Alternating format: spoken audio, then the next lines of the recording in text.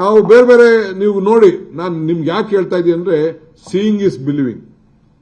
ನಮ್ಮಲ್ಲಿ ಯಾವ ರೀತಿ ನಾವು ಕೆಲಸ ಮಾಡಲಿಕ್ಕೆ ಅವಕಾಶ ಇದೆ ಅಂತ ನಿಮ್ಗೆ ಯಾರು ಬೇಕಾದ್ರೆ ಹೇಳಿ, ಒಂದಷ್ಟು ಹೆಲಿಕಾಪ್ಟರ್ಗಳು, ಒಂದು 2-3 ಹೆಲಿಕಾಪ್ಟರ್ ಮಾಡಿ ಕಳಿಸ್ಕೊಡ್ತೀನಿ. ನೀವು ಹಾವೇರಿ ಜಿಲ್ಲೆಗೆ ಹೋಗಿ, ಒಂದೊಂದು ತಾಲೂಕಲ್ಲಿ 5,000 to 10,000 ಇಂಗು ಗುಂಡಿಗಳನ್ನು ಮಾಡಿದ್ದಾರೆ. ಇಂಗು ಗುಂಡಿಗಳು ನಾನು ನೋಡಿದ್ದೀನಿ, ಕಣ್ಣಲ್ಲಿ ನಾನು ನೋಡಿದ್ದೀನಿ ಹಾವೇರಿ ಜಿಲ್ಲೆಯಲ್ಲಿ. ಆ ನೀರನ್ನ ಒಂದು 20x20, 40x40 ಇದರಲ್ಲಿ ಮಾಡಿ ಆ ಇಂಗು ಗುಂಡಿಗಳನ್ನ ಅಗ್ರಿಕಲ್ಚರ್ ಡಿಪಾರ್ಟ್ಮೆಂಟ್ ಇಂದ ಮಾಡಿದ್ದಾರೆ. ಕೃಷ್ಣ ಬೈರೇಗೌಡ ಅಗ್ರಿಕಲ್ಚರ್ ಇದ್ದಂತ ಸಂದರ್ಭದಲ್ಲಿ ನಾನು ಕಣ್ಣಲ್ಲಿ ನಾನು ನೋಡಿದ್ದೀನಿ. ಆ ನೀರನ್ನ ಅಲ್ಲೇ ಅವ್ನು ಮಾಡ್ಕೊಂಡು, ಅವನ ಭೂಮಿಲೇ, ಬೇರೆ ಯಾರ ಭೂಮಿ ಇಲ್ಲ, ಅವನ ಭೂಮಿಲೇ ಅವ್ನು ಮಾಡಿಕೊಂಡು ಕೂಲಿ ಪಡ್ಕೊಳ್ಳುವಂತ ಕೆಲಸ ಕೂಡ ಇವತ್ತಾಗಿದೆ. ಇಡೀ ರಾಜ್ಯದಲ್ಲಿ ಈ ರೀತಿ ಆಗ್ತಾ ಇದೆ. ಇಡೀ ರಾಷ್ಟ್ರಕ್ಕೆ ಈ ಯೋಜನೆ, ಇಡೀ ರಾಷ್ಟ್ರದ ಗ್ರಾಮೀಣ ಅಭಿವೃದ್ಧಿಗೆ ಒಂದು ದೊಡ್ಡ ಮಾರಕ ಇದೆ. ಇದರಂತ ಮಾರಕವಾದಂತ ಬಿಲ್ಲು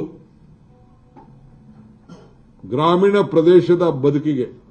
ಈಗ ರಾಜೀವ್ ಗಾಂಧಿ ಅವರು 73rd 74th ಅಮೆಂಡ್ಮೆಂಟ್ ಮಾಡಬೇಕಾರೆ ಇಲ್ಲಿಗೆ ಬಂದಿರಲಿಲ್ಲ. ಅವರು ನಮ್ಮ ರಾಮಕೃಷ್ಣ ಹೆಗಡೆ ಅವರು ಇಲ್ಲಿ ಚೀಫ್ ಮಿನಿಸ್ಟರ್, ಇಲ್ಲಿಗೆ ಬಂದು SK ಡೇ ಅವ್ರು ಬಂದು, ನಾವೇ ಇಲ್ಲಿ ಬಂದು ಕಾನ್ಫರೆನ್ಸ್ ಮಾಡಿಲ್ವಾ, ಈ ಆಕ್ಟ್ ತರ್ತಾ ಇದೀವಿ, ಇದಕ್ಕೆ ಏನಾಗಬೇಕು, ಪಂಚಾಯತ್ ರಾಜ್ಗೆ ಶಕ್ತಿ ಕೊಡಬೇಕು, ಪಂಚಾಯತ್ಗೆ ಏನ್ ಕೊಡಬೇಕು ಅಂತ ಮಾಡಿ ತೀರ್ಮಾನ ಮಾಡಿದ್ರು.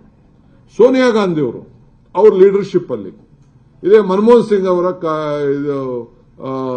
ಫೈನಾನ್ಸ್ ಮಿನಿಸ್ಟರ್ ಇದ್ದಂತ ಸಂದರ್ಭದಲ್ಲಿ ಬೇಲೂರು ಡಿಕ್ಲರೇಷನ್ ಮಾಡಿದೋ.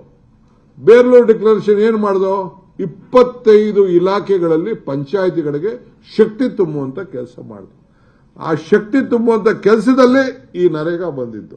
ಎಲ್ಲ ಇಲಾಖೆಗೆ ಸಂಬಂಧಪಟ್ಟ ಎಲ್ಲ ಅಂಗನವಾಡಿಗಳಲ್ಲಿ ನೋಡಿ, ಅಂಗನವಾಡಿ ಬಿಲ್ಡಿಂಗ್ ಕಟ್ಟಲಿಕ್ಕೆ, ಗ್ರಾಮ ಪಂಚಾಯತಿ ಆಫೀಸ್ ಕಟ್ಕೊಳ್ಳಿಕ್ಕೆ, ವುಮನ್ ಸೆಲ್ಫ್ ಹೆಲ್ಪ್ ಗ್ರೂಪ್ ಕಟ್ಟಲಿಕ್ಕೆ, ಫೆಡರೇಷನ್, ಸೈಕ್ಲೋನ್ ಶೆಲ್ಟರ್ಗಳು, ನಮ್ಮ ಇದಕ್ಕೆ ಕ್ರಿಮಿಟೋರಿಯಂಗಳು ಬ್ಲಾಕ್ ಲೆವೆಲ್ ಅಲ್ಲಿ ಎಲ್ಲ ಕೂಡ ಕಟ್ಟಲಿಕ್ಕೆ ಒಂದು ಅವಕಾಶ. ಆಮೇಲೆ ಇದನ್ನ ಗೋಡನ್ಗಳು ಕಟ್ಕೊಳ್ಳಿಕ್ಕೆ, ಏನೇನು ನಮ್ಮ ಸಮುದಾಯದ ಭವನ, ಏನು ಸಮುದಾಯಕ್ಕೆ ಸಂಬಂಧಪಟ್ಟಂತ ಎಲ್ಲ, ನಾನು ವೈಯಕ್ತಿಕವಾಗಿ ಒಂದೇ ಮಾತಾಡ್ತಾ ಇಲ್ಲ, ಕಲ್ವರ್ಟು, ರೋಡ್ಸ್ ಇನ್ಕ್ಲೂಡಿಂಗ್ ಸೈಡ್ ಡ್ರೈವ್ಸ್, ಪ್ರತಿ ಒಂದು ಊರಲ್ಲೂ ಚರಂಡಿ ಮಾಡ್ಕೊಳ್ಳಿಕ್ಕೆ, ರೋಡ್ ಮಾಡಲಿಕ್ಕೆ, ಜಮೀನುಗಳಿಗೆ ಹೋಗ್ಲಿಕ್ಕೆ, ರಸ್ತೆ ಮಾಡ್ಕೊಳ್ಳಿಕ್ಕೆ ಎಲ್ಲ ಇತ್ತು. ಇನ್ನು ಮುಂದಕ್ಕೆ ಒಂದು ಮನೆ ಕೂಡ ಮಾಡ್ಕೊಳ್ಳಿಕ್ಕೆ ಸಾಧ್ಯ ಆಗುದಿಲ್ಲ. ಒಂದು ಊರಲ್ಲಿ ಒಂದು ಚರಂಡಿ ಮಾಡ್ಕೊಳ್ಳಿಕ್ಕೆ ಸಾಧ್ಯ ಇಲ್ಲ. ಎಲ್ಲದಕ್ಕೂ ಕೂಡ ಇವತ್ತು ಕೂಲಿ ಇತ್ತು. ಇದಕ್ಕೆ ನಿಲ್ಲಿಸಿದ್ದಾರೆ.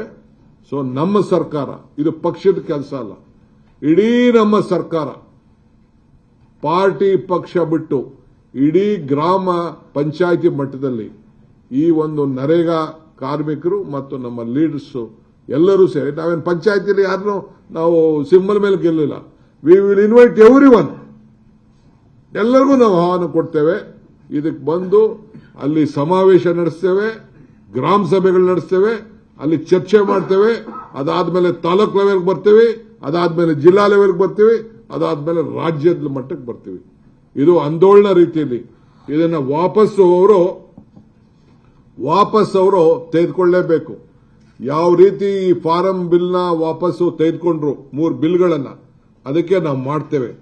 ಅದಕ್ಕೆ ಬಿಜೆಪಿಯವರು ಇನ್ನು ಮುಂದಕ್ಕೆ ನಾನು ಅಪೀಲ್ ಮಾಡ್ತೀನಿ, ಇನ್ನು ಮುಂದಕ್ಕೆ ನಿಮಗೆ ಯಾವ ಕಾರಣಕ್ಕೂ ಮಹಾತ್ಮ ಗಾಂಧೀಜಿ ಪ್ರತಿಮೆ ಮುಂದೆ ಕೂತ್ಕೊಳ್ಳಕ್ಕೆ ಹಕ್ಕಿಲ್ಲ. ಆ ಹಕ್ಕನ್ನ ನೀವು ಕಳ್ಕೊಂಡಿದ್ದೀರಿ. ನಿಮ್ಮ ಕಚೇರಿಗಳಲ್ಲಿ ಮಹಾತ್ಮ ಗಾಂಧೀಜಿ ಆಫೀಸನ್ನ ಫೋಟೋ ಹಾಕೊಳ್ಳಿಕ್ಕೂ ಕೂಡ ನಿಮ್ಗೆ ಹಕ್ಕಿಲ್ಲ, ಯೋಗ್ಯತೆನೂ ಇಲ್ಲ. ಅದನ್ನು ಕೂಡ ಇವತ್ತು ನೀವು ಕಳ್ಕೊಂಡಿದ್ದೀರಿ. ಅವ್ರ ಹೆಸರನ್ನ ತೆಗೆದ ಮೇಲೆ ನಿಮ್ಗೆ ಎಲ್ಲಿದೆ ಹಕ್ಕು? ಅವ್ರ ಹೆಸರನ್ನ ಪ್ರತಿಯೊಂದು ಗ್ರಾಮೀಣ ಪ್ರದೇಶದಲ್ಲಿ, ಒಂದು ಶಾಲೆಯಲ್ಲಿ, ಒಂದು ಗೌರ್ಮೆಂಟ್ ಆಫೀಸಲ್ಲಿ, ಎಲ್ಲ ಕಡೆನೂ ನಾವು ಹಾಕೊಂಡು ಮಹಾತ್ಮ ಅನ್ನೋ ಹೆಸರನ್ನ ನೀವು ತೆಗೆದಾಕಿದಿರಲ್ಲ, ಇದು ಮನುಷ್ಯತ್ವನ ನಿಮ್ಗೆ? ಸೊ ಅದಕ್ಕೆ ನೀವು ನೈತಿಕವಾದಂತಹ ಹಕ್ಕನ್ನ ಕಳ್ಕೊಂಡಿದ್ದೀರಿ. ಮಹಾತ್ಮ ಗಾಂಧೀಜಿ ಭಾಷಣ ಮಾಡೋದು ಬೇಡ, ಅವ್ರ ಊರಾರ ಹಾಕೋದು ಬೇಡ.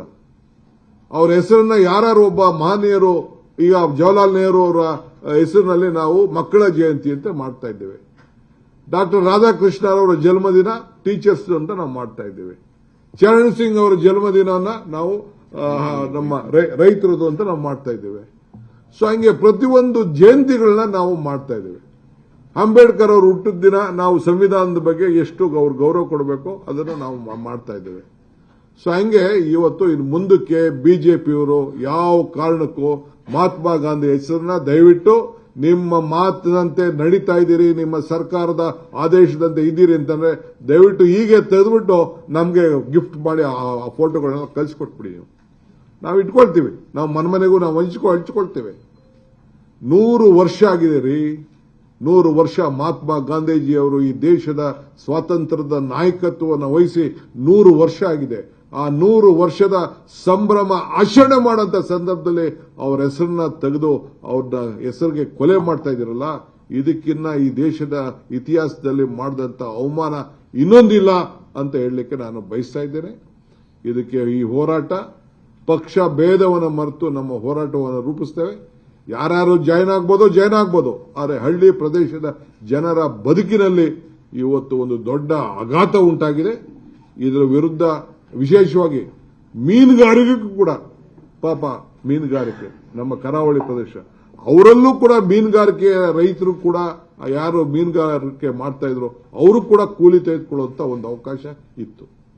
ನಾನು ಪ್ಲಾಂಟೇಶನ್ ಮಾತಾಡಕ್ ಹೋಗ್ತಾ ಇಲ್ಲ, ಪ್ಲಾಂಟೇಶನ್ ಅಲ್ಲೂ ಕೂಲಿ ಮಾಡ್ಕೊಳ್ಳೋಕೆ ಇತ್ತು. ಈಗ ಇಡೀ ರಾಜ್ಯದಲ್ಲಿ ಅವರು ಕೂಲಿ ನಗರಗಳಲ್ಲಿ ಬಿಟ್ಟು ಗ್ರಾಮೀಣ ಪ್ರದೇಶದಲ್ಲಿ ಮಾಡ್ಕೊಳ್ಳುವಂತ ಅವಕಾಶ ಇತ್ತು.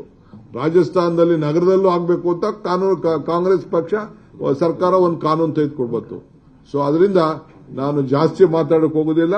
ಮುಖ್ಯಮಂತ್ರಿಗಳು ರಾಯಚೂರಿಗೆ ಹೋಗಬೇಕಾಗಿದೆ.